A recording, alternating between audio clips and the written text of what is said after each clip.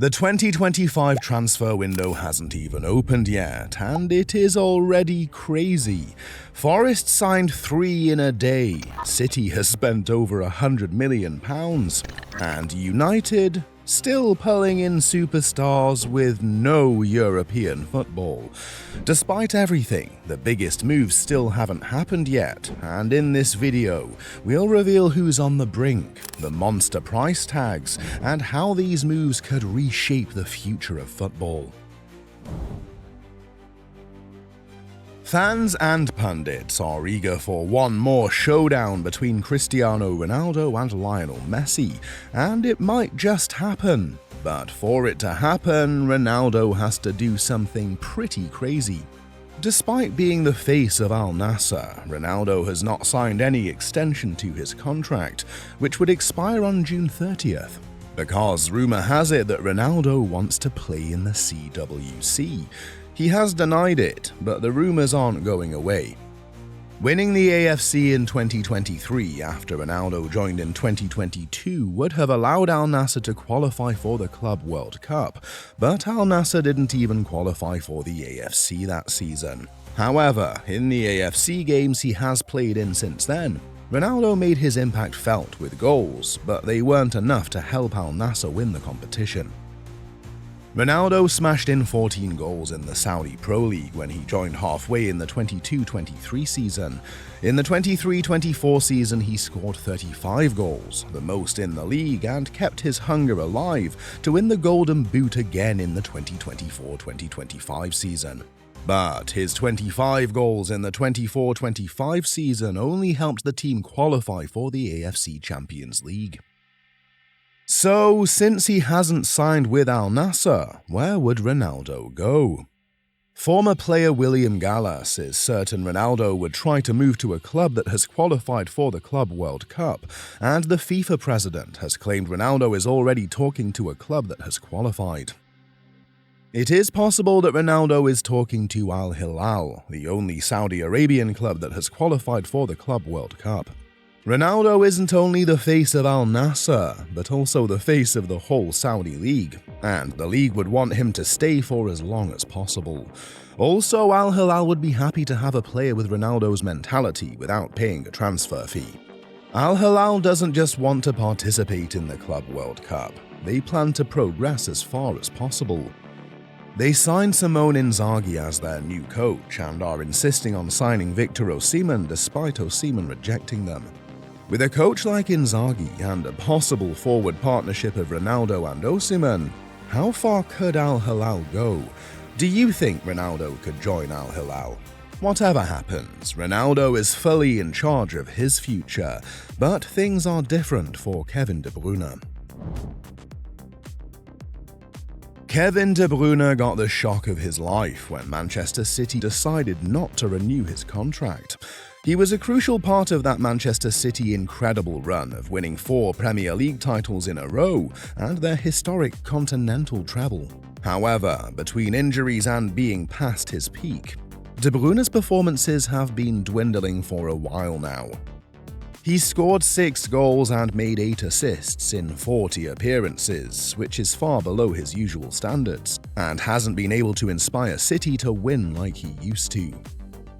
So City decided it was time for them to move on, and De Bruyne got a goodbye he didn't want, and sadly it didn't come with any trophy. De Bruyne doesn't want to leave England, but despite being a free agent, he hasn't reached an agreement with any of the English Premier League clubs he has been talking to. So he is now open to offers outside of England, and Napoli are eager to sign him, but things aren't as simple as they should be. There are some details about image rights that need to be worked out.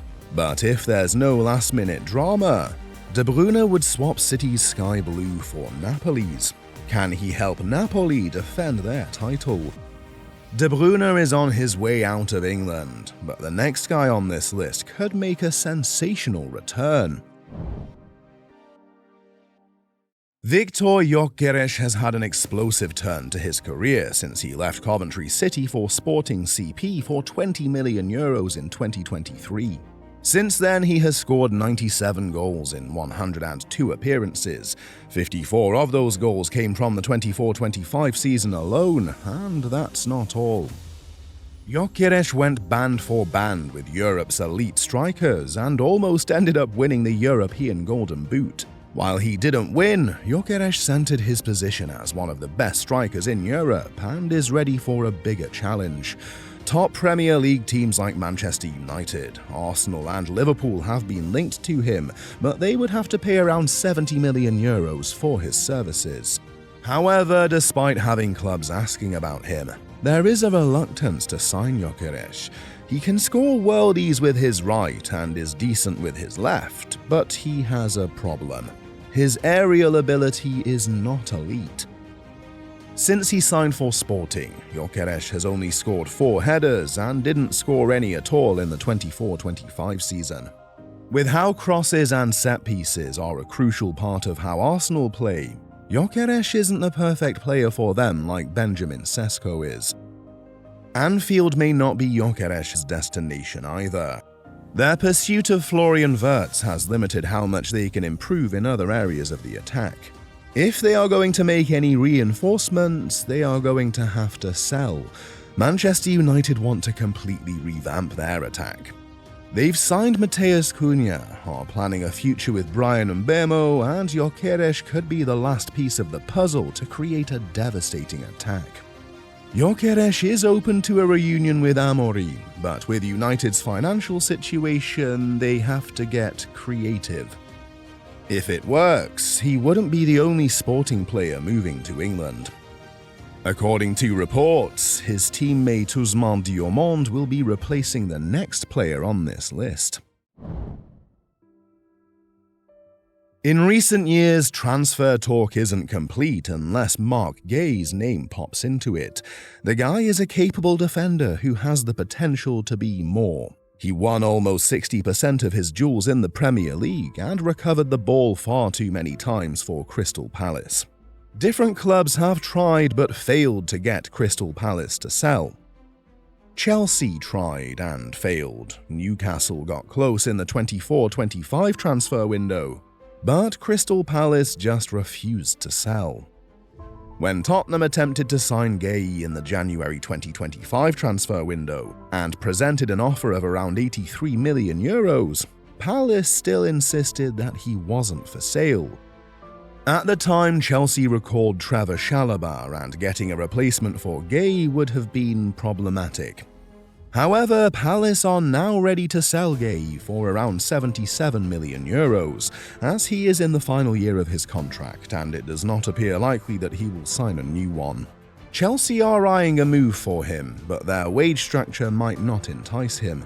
Newcastle are trying to sell their best and could try to tempt him with Champions League football, and Tottenham, who need defensive reinforcement, could give it a shot again. Also, Inter Milan are trying really hard to get him, and Liverpool are thinking of a long-term replacement for Van Dijk. However, there are reports that Guéhi is about to pull one of the nastiest transfer shocks ever. He could decide to run down his contract and join Real Madrid or Barcelona on a free transfer. What do you think he would do? While Guéhi is weighing his options, the next player on this list seems sure of the next stage of his career. Bruno Fernandes has become a key target for Al Hilal, who are trying to sign superstars ahead of the upcoming Club World Cup. They offered United almost €120 million in transfer fees and want to give Bruno €830,000 per week. Bruno rejected the contract and chose to stay back at United, but the transfer buzz around him isn't going away. Bruno was the liveliest player in a poor United side in the 24-25 season.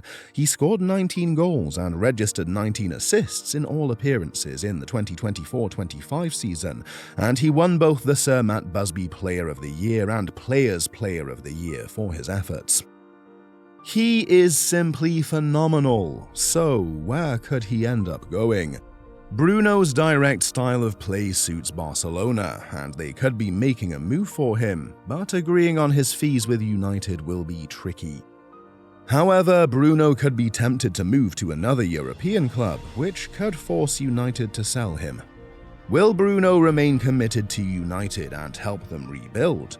If he does, he'll still be a key player for United, just like Alexander Isak would be for Newcastle.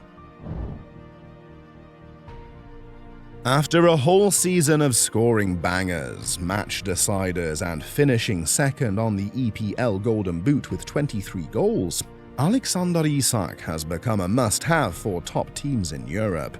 However, there is an issue. Newcastle aren't prepared to let their talisman go, but they might not have a choice. Newcastle have problems with the Premier League's profitability and sustainability rules, and they need money. They have slapped a €150 million price tag on Isak, and only a few clubs can match that price. Bayern, Real Madrid, and PSG could meet it or get close to it as much as possible. However, Real Madrid is pretty much content with Mbappe leading the line and want Ante Budimir to be his backup. Budimir scored 21 goals with Osasuna in La Liga and is open to the move. PSG have converted Ousmane Dembele as their striker and have Gonzalo Ramos backing him up, but Ramos has been told that he could leave the club, which opens up a spot for PSG to sign Isak. So, will PSG go for him? Or will they ignore him, just as Barcelona are ignoring Nico Williams? After Nico Williams tore up the left wing just as Yamal destroyed the right wing for Spain in the Europa 2024, Barcelona wanted to reunite the duo. They went all in for Nico, but eventually they couldn't come to an agreement with Atletico Bilbao. And they also did something else. They pissed Bilbao off, and now the relationship between Barcelona and Bilbao has been completely destroyed. So Bilbao wouldn't even talk to them. But apart from this, Barcelona don't urgently need Nico like they did at the beginning of the 24-25 season. Rafinha is in the form of his life at the moment, and what they need is a player to rotate with him. Barcelona have 2 players on their shortlist for that. With Barcelona out of the picture for Williams, Chelsea and Arsenal are stepping up their pursuit of the winger. Chelsea are a team that creates loads of chances, but waste many of them. Nico is a player who could help Chelsea convert those chances into goals. He scored 11 goals in 45 appearances and had 7 assists. Chelsea have communicated with Nico's agents about their willingness to match his €58 million release clause. But Chelsea cannot match what Nico's reported €474,000 salary demand at the moment. They would be willing to pay Williams a high wage, even if it isn't the €474,000 he is seeking. Would Williams make the switch to England?